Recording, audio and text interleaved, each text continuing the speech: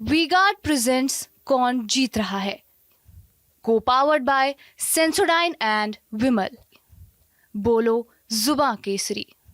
बिहार में 5 चरणों में जो चुनाव हुए हैं उसमें हर चरण में 4 सीट या 5 सीट पर चुनाव हुए हैं, लेकिन इस बार 8 सीटों पर जो 2 चरण बाकी हैं, चाहे छठा चरण हो और 7वां चरण, दोनों चरण में 8-8 लोकसभा सीटों पर चुनाव होना है। और आज जहां मैं मौजूद हूं वो सिवान लोकसभा सीट है और यहां पर मुकाबला बहुत ज़बरदस्त और बहुत दिलचस्प। हमेशा इस सीट की चर्चा होती रही है, सिवान की चर्चा डॉक्टर राजेंद्र प्रसाद से लेकर के और डॉक्टर मोहम्मद शहाबुद्दीन तक को लेकर के सिवान चर्चित रहा है। इस बार उनकी पत्नी निर्दलीय चुनाव लड़ रही हैं, हिना साहब, और इसलिए क्योंकि ये मुकाबला इसलिए सिवान में, अब देखिए वोटिंग में भी आपको देखिए जो लंबी लंबी कतारें दिख रही हैं, वो जिन सीटों पर हमने बिहार में देखा, जिन सीटों पर मुकाबला ज़बरदस्त है, त्रिकोणीय मुकाबला है, उन सीटों पर वोटिंग परसेंटेज भी, उन अगर सिर्फ लोकसभा सीट की बात करें तो वहाँ वोटिंग परसेंटेज भी बढ़ा है। और आज यहाँ देखें सिवान में त्रिकोणीय मुकाबला है, यहाँ सीधा एनडीए और महागठबंधन के बीच मुकाबला नहीं है, बल्कि यहाँ पर हिना साहब इस बार ना तो वो ओवैसी की पार्टी ने उनसे अप्रोच किया, ना तो उसकी पार्टी से वो चुनाव लड़ी, ना ही वो आरजेडी से चुनाव लड़ी,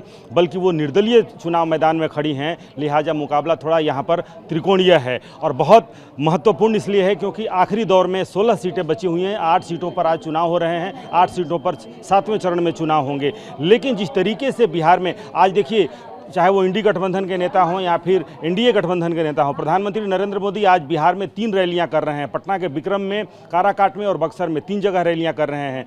तेजस्वी यादव मुकेश सहनी के साथ 200 से ज़्यादा रैलियां यहां पर कर चुके हैं। हर सीट बेहद महत्वपूर्ण है, लेकिन 4 जून भी बहुत नज़दीक है।